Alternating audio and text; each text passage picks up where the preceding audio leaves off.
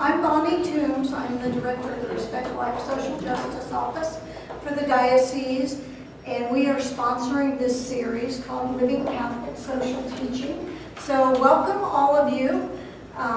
We appreciate you coming out this evening.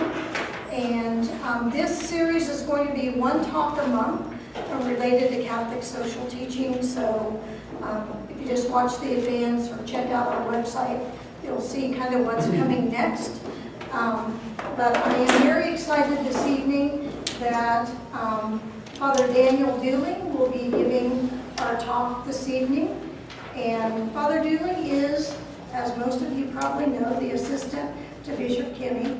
And he's also the assistant pastor at St. Francis of Assisi Parish in way west Wichita, compared to where I live. So anyway, why don't we give Father Dooling a nice hand for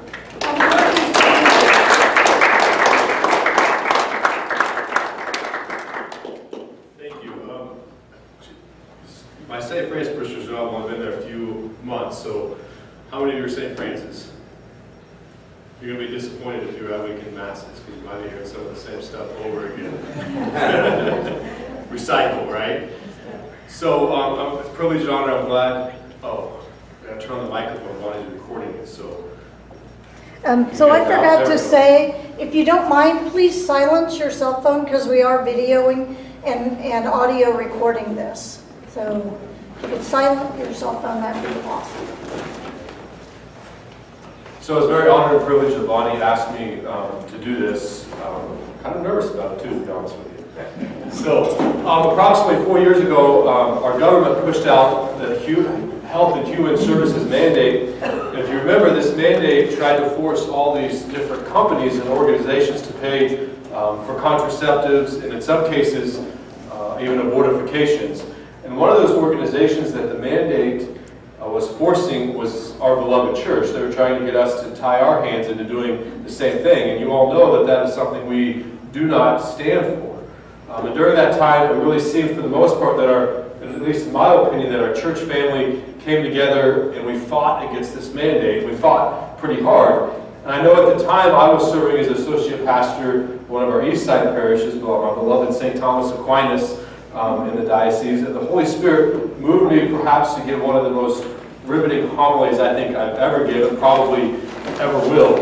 However, that homily has landed me here today to try to make sense of what is going on in the world with our church and the teachings and elections. And I will say I'm not an expert on this matter at all.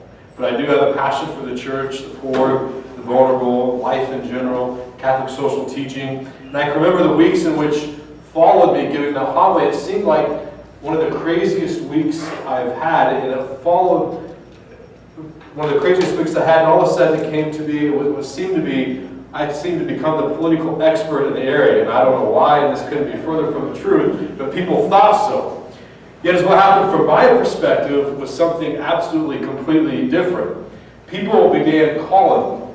They began emailing. They began stopping by my office and asking questions. People who weren't even from the parish and people from all over the diocese, but they came to St. Thomas to see what this was, and they began to look towards me to take some sort of charge over this whole issue.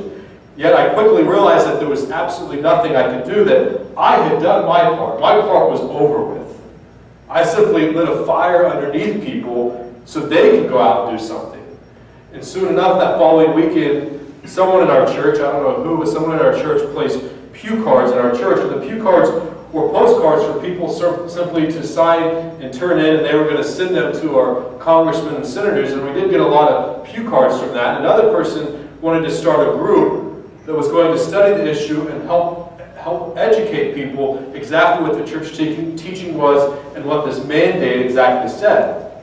Parishes around the diocese were requesting copies of this homily to play in their own parishes to have discussions, and we're doing some of these same things that our parishioners had arranged. And none of this was ever really about me, but it was about the issue. And really the people were pretty fired up about it at that point. And I just more or less gave them permission to be mad about it, and because of that, they went out and they did something about it. And we accomplished a lot. I would say for the most part, we defeated the mandate, at least for our church's sake, And there are still some effects of it, but for the most part, the church and different parts of the church have been exempted or found ways around it. What does any of this have to do with this talk or politicizing the gospel in today's elections? Well, it proves that if we work together, if we talk about these issues, if we research them as a church, we can be a very strong voice in our country. If we follow the teachings of the church, we read scripture, we refer to our catechism, we pray, we do things out of charity, and allow the Holy Spirit to work within us, we can accomplish a lot. And this year's elections and issues have seemed, we all know, to take on a life of their own. We can see that at the last few debates. But yet, why have they? Why has this happened? In my opinion, nothing has changed. One evening I sat on the back patio of a rectory in town, I won't say which one, and we had a very good, with a bunch of priests, and we had a very good, but a very deep political conversation with a number of these priests.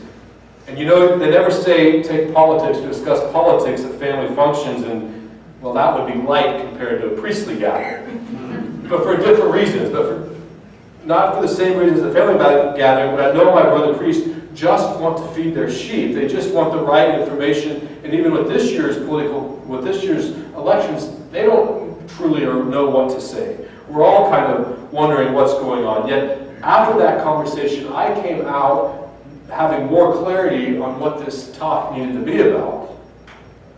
There's no doubt that all of us in this room, all of us in the diocese, truly love our church. Otherwise, you would not be sitting here in this room listening to me go on and on.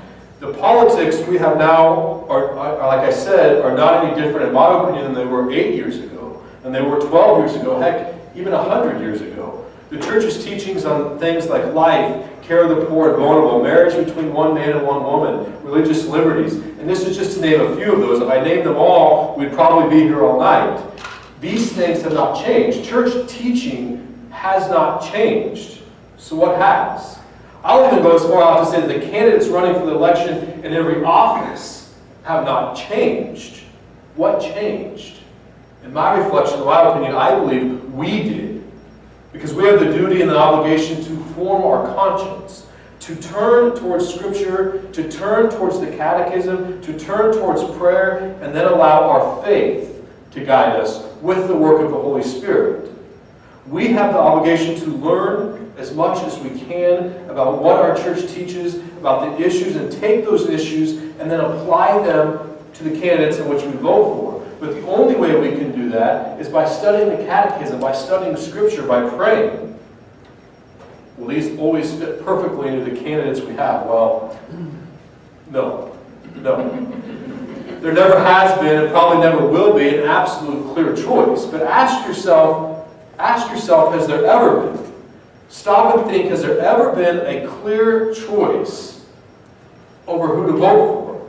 I know I might be young, but I could not think of anybody. When I was asking people if they could ever think of anybody, I couldn't find anybody who did. Yet why do we struggle today? Pope Benedict said in Deus Caritas Est, quote, "The direct duty to work for a just ordering society is proper to the lay faithful."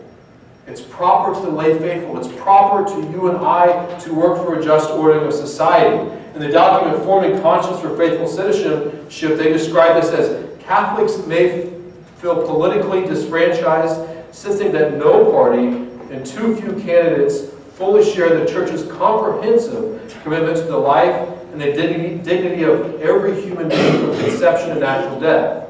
Yet this is not a time for retreat or discouragement, rather this is a time for renewed engagement, end quote.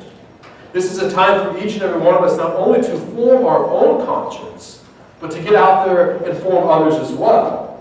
It's our job, it's your job to go out and try to help others to form their conscience. And yes, that can be quite difficult. And in my opinion, we quit doing this.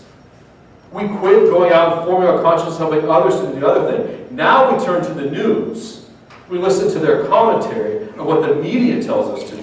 We go to social media sites and we listen to what Facebook or Twitter is saying about it. And then we let the political major parties tell us what to do, tell us how to vote. The difference from today is we actually listen to them instead of forming our conscience and turning the catechism to scripture to prayer. We let the media decide for us instead of us studying the issues and having a well-formed conscience. We make it hard on ourselves. We should be the one forming media. We should be the one forming major political parties, not them forming us. Because if you remember and you think about it, they're supposed to work for us. But do they? Or do we work for them? Yet how do we form our conscience with these issues? It's kind of funny that the topic of this discussion is depoliticizing the gospel. And if we look at the gospel accounts of the life of Jesus, we see him constantly dealing with different political forces around him. Some might go as far as to say the Bible could be considered a political book itself. I don't know that I would go that far, but we know that Jesus dealt with political issues. And this is no accident. This is the same thing we are called to do and to be, to model Christ in this way. As a matter of fact, we have a moral obligation not only to vote, but to know the issues of our country and then apply them. Apply them to the teachings of the church. Bishop Conley, who's the Bishop of Lincoln, Nebraska, is a former priest of the Diocese of Wichita, said in a letter to his own people, quote, "Good citizenship is a moral obligation for all Catholics, and voting is an important part of that obligation. In the United States, the responsibility for our government's direction lies with us as citizens, and we can't take that responsibility lightly. We cannot, because of apathy or discouragement or perfectionism, abandon our obligation to vote." He goes on to say, "In each race, we need to discern whether there's a candidate who can advance human dignity, the right to life, and the common good. When there is, we should feel free to vote for that candidate. Whether they are a member of a major party or not, in extraordinary circumstances, some Catholics may decide in good conscience there is not a suitable candidate for some particular office and abstain from voting in that particular race." End quote. So to me, when I first read this, it seemed as if the bishop was telling us we don't have to vote, particularly vote for a candidate at all. Rather, we do what our conscience tells us, and in some sense that's the case, but that's not a cop-out for not voting. And we know that this is the crux of our problem, because it seems like, well, none of one of these candidates can I vote for, so I just won't vote. For example, if I vote for candidate A and that is a vote against candidate B, is this right? Is this right? Can I vote for candidate A just because I want to vote against candidate B? Well, if it could be, if candidate A appears to taking the moral high ground and his policies at the same time are in line with the church's teachings. And this is where you as a voter has to become knowledgeable on that candidate's issues. And dare I say, with this year's elections, while it may be hard, we have to look past their own moral lives and look at the issues and the Supreme Court justices, at least they are saying that they are going to promote. If we were to look at their moral issues and their moral lives, we would have nobody to vote for. With this year's elections, it cannot be about the candidates' personal moral lives. Otherwise, where would we turn? A few weeks ago, I was out to dinner with a friend of mine, and they were telling me how they were not going to vote at all this year because they did not know enough about the candidates or the issues at hand. Yet, is this acceptable? In this person's case, it is not acceptable at all. What have they done to educate themselves on the issues of church and state? Was absolutely nothing. They were going by the biased media representation and political rhetoric. We as Catholics are better than the media bias. We are better than politics because we have the catechism, we have scripture, we have our teachings, we have Jesus and adoration chapels all over the diocese. But when we don't put those things to work, when we don't put the things that God has given us to work and use them as tools, we're not helping anyone. We're not contributing to society, and we're not helping the common good in which we are obliged to do so by the simple grace of our baptism.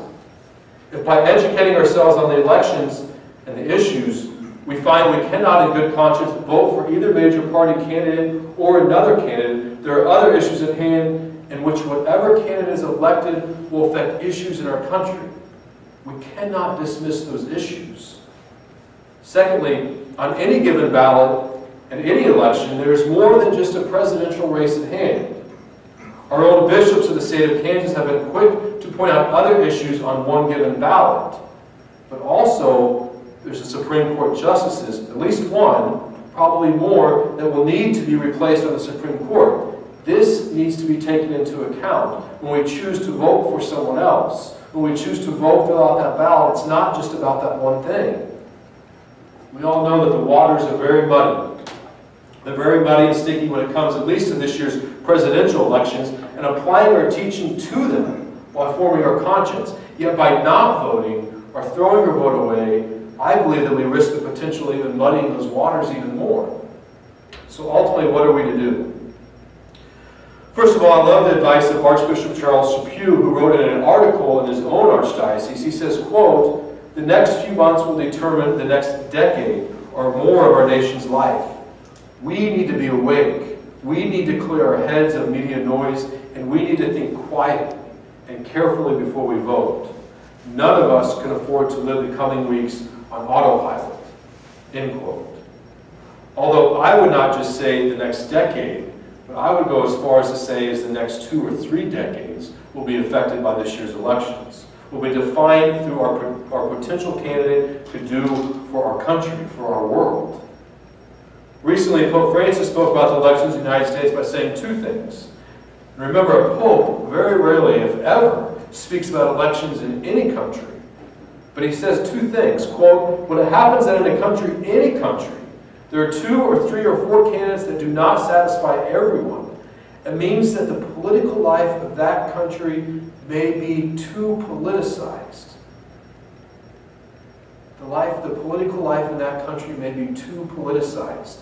So he says the way we fix this, it's one of the works of the church to teach about having a political culture. That's our job. That's our job as lay faithful. He goes on to teach us by saying, "I never say a word about electoral campaigns. The people are sovereign. I will only say, study the proposals well. Pray and choose in conscience." End quote. Part of these proposals, I believe, in my conscience, go deeper than just those 2 major candidates. They go deep into the policy, as I said before. They go deep into the judges that they're speaking about. And I believe that we must make that a huge part of our prayer and conscience. In closing, I began this talking about the HHS mandate and our attack on religious liberties. This, I truly believe, is going to be the biggest uphill battle in the years to come. Our religious liberties are still under attack. But what are we going to do about it? How are we going to protect our religious beliefs and by protecting the Christian principles that our beloved country was founded upon? One archbishop, the Archbishop of Denver, went as far to say that if we vote for the extremely pro-choice candidate that is running, that we will not have a church to come back to on Sundays in a few years. Quote. Think about that. The attack on our religious liberties is so profound and real.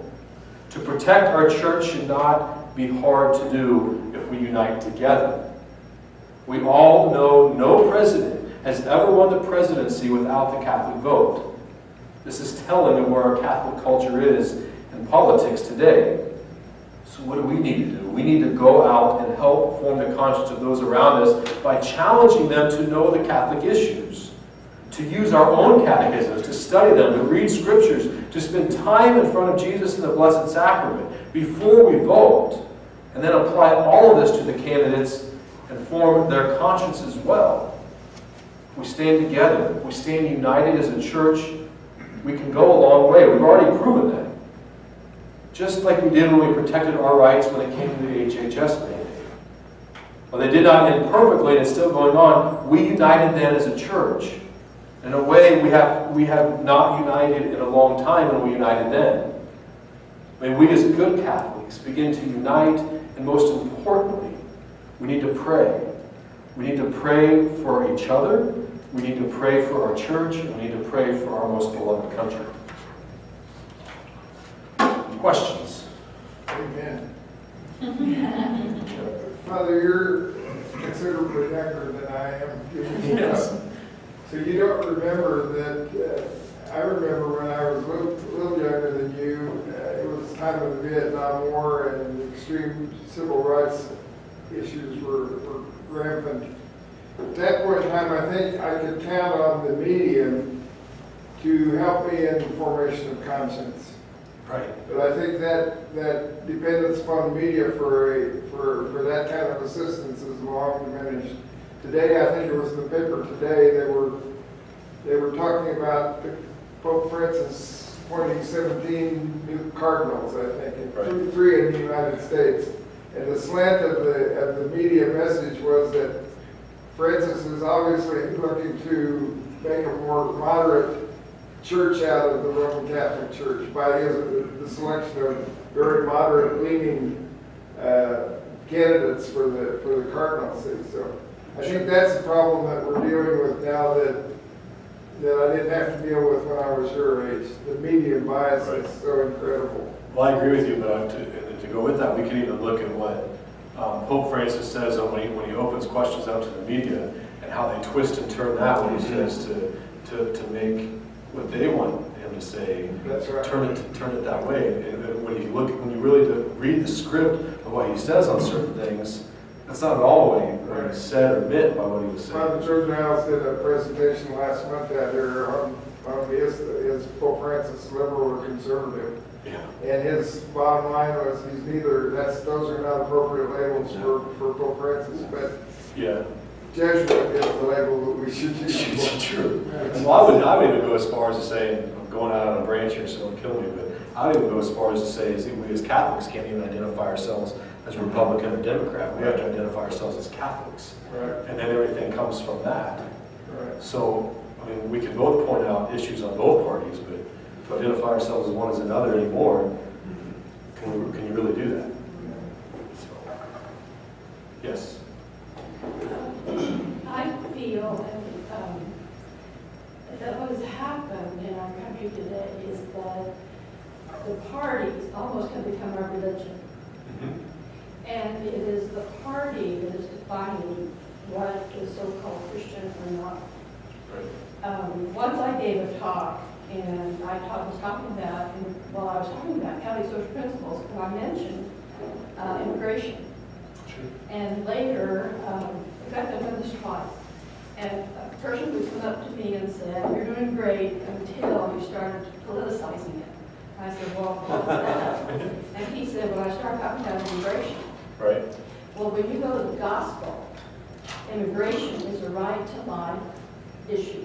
Right. That what we do, that we must consider every single person in this world as our brother and sister, according to Jesus Christ. And it's so easy today to compartmentalize what we mean by right to life. Right. And I was glad to see that Bishop Kennedy said it's removed to two. Right. So it's not just abortion, it's also death penalty, but it's also all the way in between. And a right to life is really a right to life. And you mentioned common good, and that was a very big thing too. That somehow so many politicians are saying we don't need, there's no such thing as a common good, or we don't need to consider that. And I think that that's kind of what has happened. Sure. Part of it is certain issues have been pushed. And so we say this is more important than the child who is also very vulnerable, exposed to poverty, exposed to war, exposed to all those things. Right. And so it's just that, that conscience is very, very good, and to say the gospel is very important to And understand. I think we really see that when we look at our politicians that are claiming to be Catholic. Yeah. Yes. I mean, let's look at them for a minute. And look at them, and what's priority for them? Well, I have to go what my party thinks. Well, your faith should guide your politics, not the other way around. We got it backwards.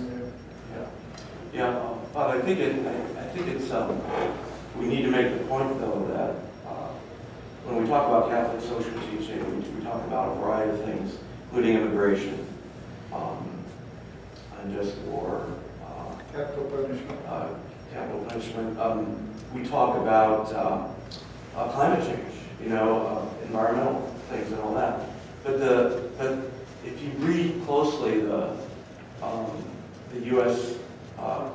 Conference of Catholic Bishops, which is where our Catholic social teaching has been formulated nationally, they make it very, very clear that the life issues, particularly abortion and euthanasia and religious liberty, which is intricately involved in those issues, are primary. They're foundational, because without that right to life, without the right to life from womb to tomb, all the other issues, immigration, climate change, etc., become meaningless. Right. Well, and we can even go as far as to say is, you know, if we look at any one of those Catholic social issues, they all stem off of life. Yes. And so in some way, in some sense, they go back to that. Exactly. And so that's why people get mad and say, well, Catholics are one issue, voters are abortion. Well, yeah. Yeah. Because everything stems from life. Yeah, and you know, I mentioned capital punishment. That, you know, clearly the church has always been opposed to, well, capital punishment, at least, except in circumstances where it becomes a matter of self-defense or community defense. In our society, in America, there's no place for capital punishment, according to you know, Catholic social teaching. But that cannot compare to abortion, where 3,000 babies are being killed every day. When was the last time someone was executed with capital punishment? It's not really, it's in terms of magnitude, it's not, you can't. Well, one bishop even went as far as to say, like, I can't remember what it's from, the article I was reading, you ready for this, if we are to vote, and if we are to vote for somebody who's going to enact policies that are promoting abortion, or we are morally culpable for whatever they do while in office. Yes. We in good conscience vote for them. Yeah, so complicit. Yeah. On that issue, though, I think you need to look, I mean, abortion may be, you know, a higher level decision, but there are other issues that contribute to the outcome, to the decisions and the choices that are made in that regard. I see abortion more of an economic issue in today's world when I look at the reasons why they're happening. And so for me, I look at the economic policies of the candidate, knowing in the end it's going to reduce the number of abortions, not make them illegal. Right. I don't care if it's illegal or not, frankly. But, I want them to stop. But if it were just economic issues, then the rich would be having abortions too. And so there's a both and with that. I mean, I agree with what you're saying, but I don't think it's just, and if we start getting people to think about life in general, and we start getting people to think about how important life is, imagine what would change with the social economic things, not what would change with immigration. And so it's more than just, I mean, yes, abortion is a top issue, but it's more than just that. The idea of promoting life in general, if we start getting people to understand how important life is in general, then everything else flows from that. And I agree. And in the current climate, we are a couple of elections or a generation away from that way of thinking. That is changing hearts and minds. I'm dealing with today's election. Yeah. And so I have to deal with what's going to move me closer to seeing people valued in a dignified way. Sure. I think it's kind of, I think we're saying the same thing. Yeah, it's a different way, so. Yes. Well, I think another thing, I know we had a dear friend of Monsignor years ago. We were surprised that he voted a certain way, and I think he was just getting tired of people pulling out the pro-life card to just get the vote. Sure. And so, I mean, that surprised me, but he was just like, you know, Vanessa, it's just, everybody's a pro-lifer when they're when they're running for office. Right. But he was an old, you know, priest, and he had seen it year after year after year, vote pro-life, and nothing gets done. And there's some truth. I think there's some truth to that, especially. It does, yeah. Especially, not mentioning names, one candidate goes back and forth, right? Yeah. But what do we have to do? We have to go based on what he's saying now. Exactly. Then it's on him. It's not Right, on you. I agree with you, but Because you're going on what he's saying now. Yeah. And that's where, you know, when I was talking a little bit about not looking at the moral lives, or not even to an extent necessarily the past. right. If we were going that, what would you do? I agree. You know? Yes.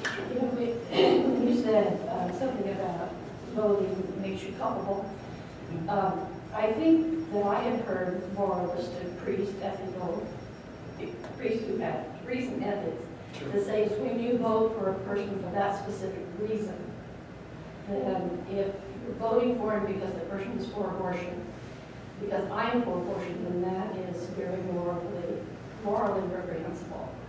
But most candidates, and I think that the rights of the woman comes in here, that it is difficult to say women have certain rights and to say abortion is wrong. And it's a really difficult question to balance, I think. But just because a person is for the rights of women doesn't make that person for abortion. And as somebody was implying or was saying, that there are many, many ways to stop abortion, not just by the law. I personally think that spirituality, I think we have spiritual teaching is very important. when we say women's rights, I think we enter into a very gray area. Because what about the woman who's in the womb? What about their rights? And Correct. so, yes, we have women's rights, and what about men's rights? I mean, we go women and men's rights, it's nice. That's right. But it's not, I mean, abortion in and of itself, but then we have the thing about the moral culpability of it. You know, all the things that I've read, and I understand what you're saying, but I think that takes it to a whole other level of moral culpability on it. But at the same time, if we have a candidate or somebody who is pro-life and they seem to be following everything, and we vote for the opposite person, I can't help but think, from my limited study of home theology, that we are also culpable to some extent for that as well. And that's everything that I've read has pointed to that. And I don't think to the same level as you were if you were to, I'm for abortion, so I'm going to vote for this person, or I'm not for abortion, but I'm still going to vote for this person, even though that their policies and things are not exactly in line with Catholic teaching, when there is another choice of somebody. And I'm not saying there is this election. When there's another person that is clearly more in line with Catholic teaching. But that's something that I can't discern. Everybody says, well, the church is very careful about saying who to vote for because of our tax-exempt status or whatever. No, I totally disagree with that. Because what is it that we're reading? What is it that the church is telling us? Well, me, as a spiritual father to my parish, I can't tell you who to vote for. The only thing I can do is guide you, because it is on you and your moral conscience, in your study of the catechism, your study of Scripture, and your prayer. I can only guide you in that. So I believe that's why the church will not say, vote for this person, vote for that person, because your conscience is different from mine. Now, if we're following Catholic teaching, then our conscience in some extent, some level, should be aligned to a point. But we haven't had the same experiences or stuff, but at some point they should be aligned. I think we have to take all of that into consideration when we cast our vote. This comes up every so often in the news where a priest or a bishop criticizes a politician for being pro-life, and he says he does not receive communion. What are your thoughts about that? How's that? Well, I'm not just saying this because he's the bishop, but I spent a lot of time with him, and we've actually talked about this. And and I agree with what the bishop, with our short discussion, that somebody receiving communion, walking up to communion, you don't know what the state of their soul is at that very moment when they walked up. You don't know if they went to confession before and confessed promoting those things in legislation or wherever they are. So at the point when they walk up for communion, that's between them and God. Yes, I have a right to protect the Blessed Sacrament, so if I know, that person just come up and murdered somebody walking up the aisle at that moment, and I saw it, and they didn't go to confession, well, then I might have a reason not to give them communion. But when does that happen? Never, right? We don't know what the state of their soul is the minute they are receiving communion or coming up there. So, to some extent, where are we to say that? But, of course, with some of these bishops and people who have done that, we don't know what they know. We don't know what conversations happen behind closed doors with those politicians or those bishops or those priests. We don't know. So who are we to even say, yes, they can or can't? Are they right in doing that or not right in doing that? We're there by casting judgment on not just that politician, but also the bishop or the priest who refused it to them. They might know something I don't, we don't know. But I have never been in a circumstance where, and we have some politicians at St. Francis, and we had some at St. Thomas when I was there, and I've never been in a situation where I thought, this person in general, I've never denied anybody communion. I just don't think that, unless there's something I really don't know, or something I really do know, then I don't think I have a right to do that. I understand that you're thinking, Father, but what about excommunication? Well, that's different, right? Yes, I mean, yes. if somebody has been excommunicated, then no, I can't give that. Well, sure. But I mean, until that excommunication's been lifted. But I mean, there's been, for example, some bishops have said Right. that certain Catholic politicians who promote abortion, for example, should be excommunicated. Yeah, they said they should be. But I can't think of anything. I could be wrong. I can't think of anybody right now of a politician who has been actually excommunicated. Right. So if a politician that I know for a fact was excommunicated, Sure. then and it came up to me. But then again, that excommunication could have been lifted by the time that person came to me, and I don't know. Yeah. So I'm not, when we talk about morality, I'm not morally culpable for them. If they know they're excommunicated and they're coming up to my communion, that's on them, Yeah. not on me as a priest. As my supposed to be protecting the sacrament, I'll protect the sacrament. It's just like the person who comes up to communion and you know, they don't, that you gave them the first communion because you didn't know as a priest.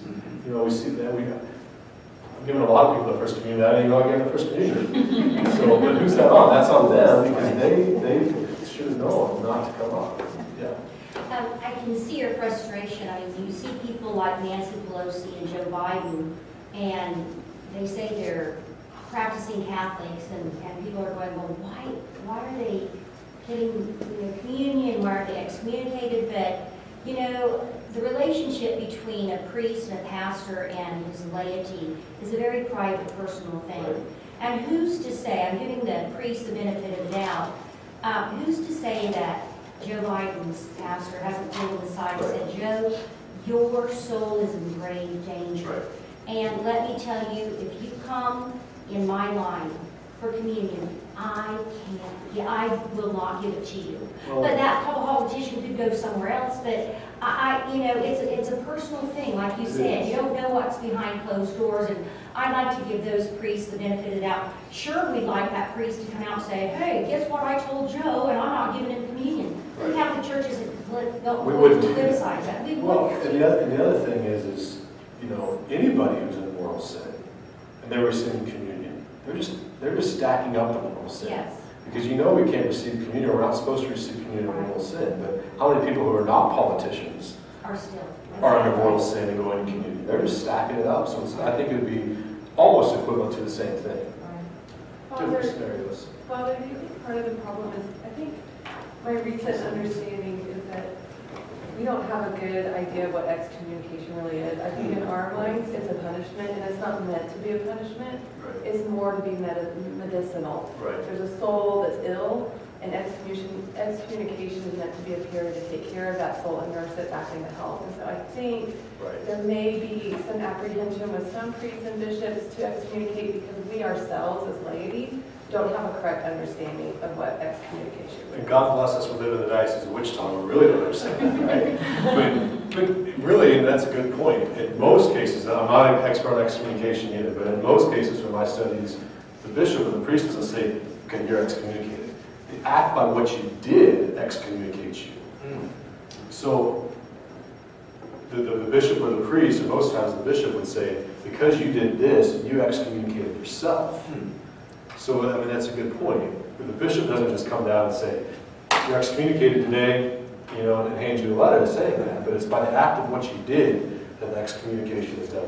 The bishop or the priest just says, that's an excommunicatable offense. Right. So, yeah. Yep. But, you know, and maybe it's more just I'm stubborn. But Me too. doesn't their act of coming forward to receive communion express on a personal level a desire to be in communion? And Yeah. how can that be denied? It does. It can't, well, the way it can be denied, it does. You're exactly right. It expresses that desire, but I'm glad that desire is there, but you know, you can't get the cart ahead of the horse, right? The step to desiring that and receiving that is first to go to confession and make your life right. Be sorry for what you did and change it. That's the first step. The second step would be to receive communion. So yes, I'm glad you desire that, but if you really desire that and you want that, you can't go from A to C. You have to go to A, B, C. You know, otherwise you're doing it wrong again. I mean, so good. I'm glad you desire that. Now let's go talk. Let's go. And by going to confession, you're saying, I'm going to try my hardest not to do this again. You know, most of the time we know we're human, original sin. We're going to flop. We're going to fail. But at least when we go to that confession, we desire not to do that again. So we're going to try our best not to. So you're right. I'm glad they're in that line desiring to go. I have RCI candidates that desire to go every day when they come up to communion. But that's But I can't when you give as a it. priest can't. Right, but Judge. why? But if I know they're in my RCIA class and they're walking up to communion and they want to receive communion, I Yeah, can't right. give them communion. No, I see. But they still desire it. Does that make it okay for me to give them And communion? I'm speaking of someone probably who. Yeah, but it's the same thing. You have to be in a state of grace. You have to be in the proper state of mind to receive communion, whether you're Catholic or not Catholic. Most of the time, you know, not Catholics, we can't give communion because they're not Catholic, but even if, you still have to be in the right state of mind. Yes? Can I take a voluntary poll, show of hands? Who, it relates to the issue of life, pro-life and capital punishment. In my progression, in my spiritual awareness, I have struggled with being for capital punishment and for life.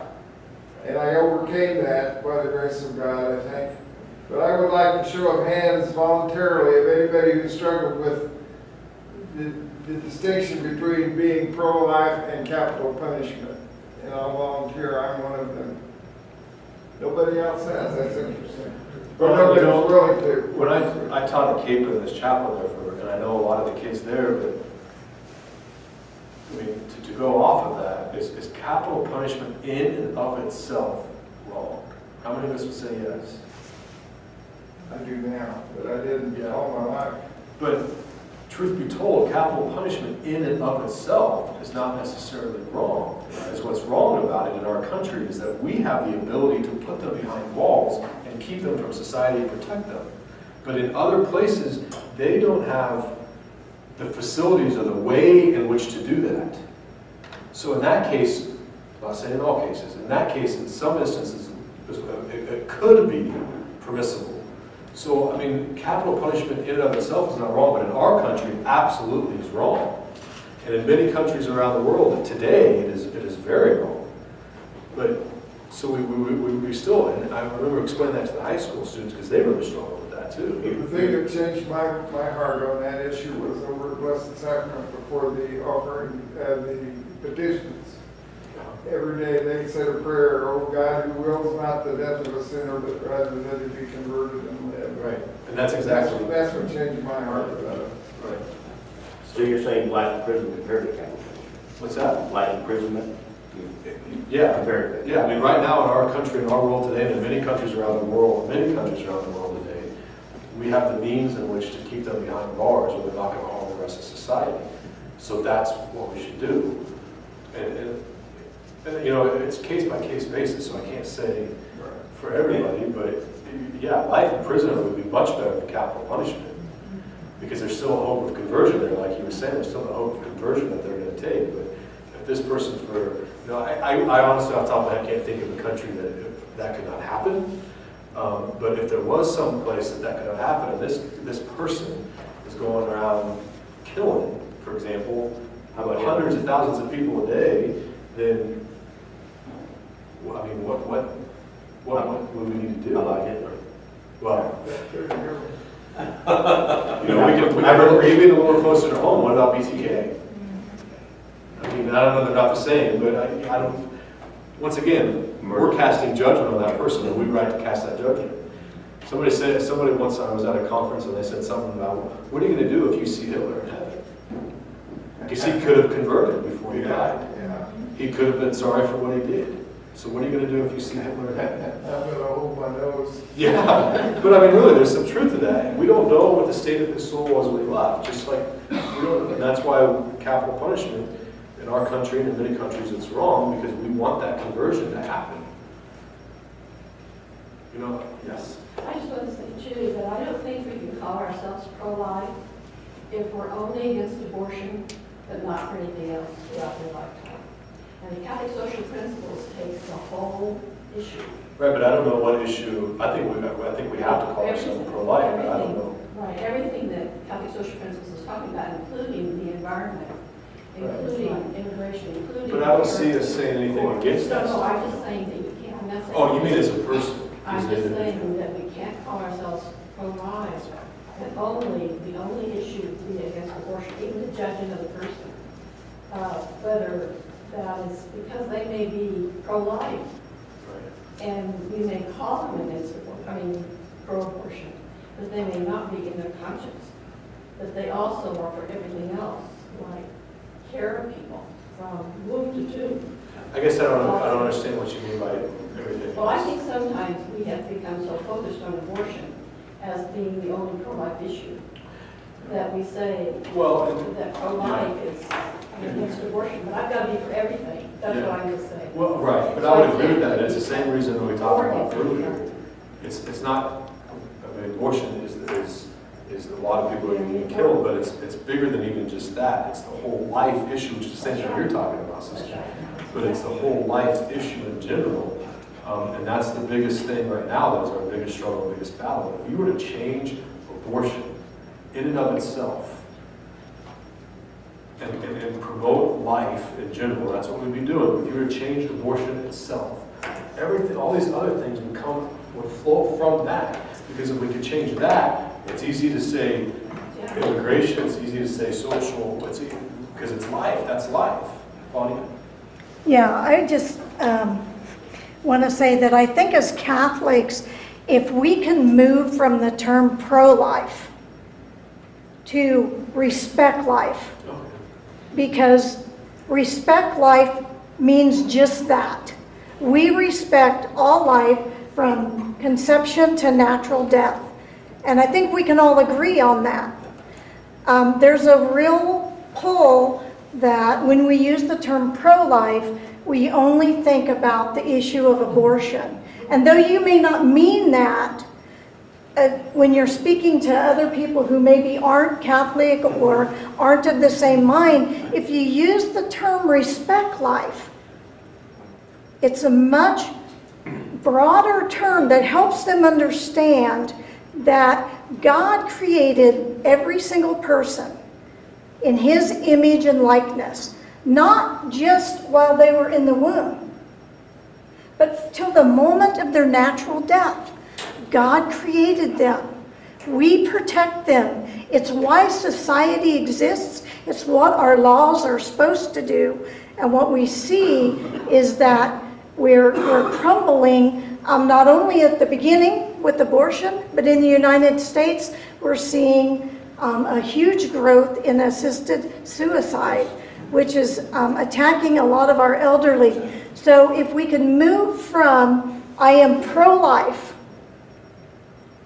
to I respect life, it will help convert hearts. And I think our church has come a long way with pro-life versus respect life, and the way we promote life versus. And I think that's why we call it respect life and social justice.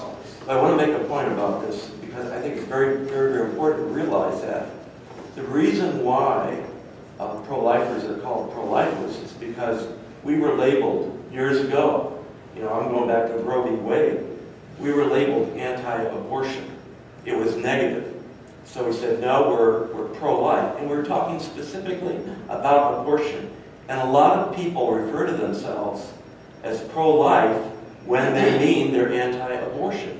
And we need to allow for that. I think we need to be tolerant and have a wide umbrella so that we allow anybody who is anti-abortion And I think To be I would under that take pro-life that- umbrella. I would say I would take this all a step further and say, who calls us pro-life? The media, the politicians. Exactly. And then we go Because by we're that. That's anti-abortion. exactly what I was talking about earlier. We're letting them control us, that's Well, that's control true. them. If we were to start calling Actually, the media ourselves. calls us anti. They call us anti-abortion. Yeah. They call us anti-abortion or anti-choice. If they're friendly to us, Then they'll they'll call us pro-life. Yeah, yeah. Any other questions? Yes. I'm relatively new to the state of Kansas, and I just wondered, where do I, I can't go to the media, so I could go to USCCB for the federal positions, but for Kansas positions, is there like a Catholic conference in the state? We don't hand out anything in the churches per se. I think you guys have stuff. I that have you some can hand out handouts. later. There is a Catholic conference, though. Is Catholic that, conference yeah, one. do they advocate in Topeka on issues as they come up, or? Yeah. Mhm. Our Do they- Kansas Catholic And so do Conference has we. their own- Yeah. Okay. We have an advocacy group within the diocese here through my office that goes to Topeka and talks to legislators on current issues that are coming for this year. And do you also keep tabs on voting records? On Yep. You can do that on in- social justice yeah. issues? Okay. And they're not just this, but the Kansas Catholic conferences, they're considered a lobby group. And Right. so that's not their sole focus, but yeah. I wanted to touch base on your one issue voting. Something that I have felt strongly about for a very long time is I don't consider voting respecting life a one issue. To me, it's if you disrespect the most innocent form of life, it's going to trickle down to every position. It's going to trickle up economically. It's going to trickle down to not respecting your environment. You're not going to respect the elderly. You're not going to respect, the man's not going to respect the woman's not going to respect the child. Child abuse was supposed to have been, the numbers, the percentages were supposed to have gone down when the abortion was rising. They have gone up like over 100%. I mean, the child abuse is ridiculous now because there's no respect for the most innocent form of life. Right, and that's where. So I say it just trickles on down to the elderly, to women in poverty, all of it. It just, if you cannot respect that life in the very beginning, it's going to trickle everywhere. I don't respect anything there. I think a good example is, of your point, ma'am, is Bonnie's point about assisted suicide and euthanasia. I remember when we were back, again, way back in the days of Roe v. Wade, we were saying, this is a slippery slope. And, years from now, we're going to be facing, lack of respect when the baby boomers get older. There's going to be this move toward assisted suicide. And people would laugh at us, they'd scoff, and, Right. that's, bunk.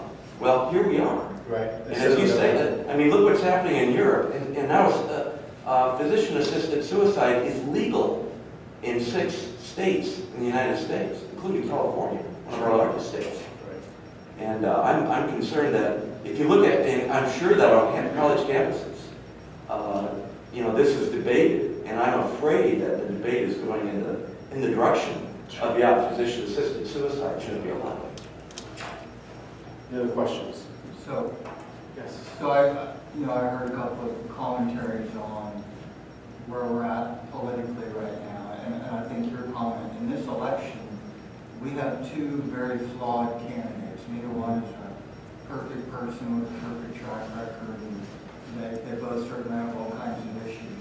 So one of the ways to help form your conscience and discern is to look at their party platforms.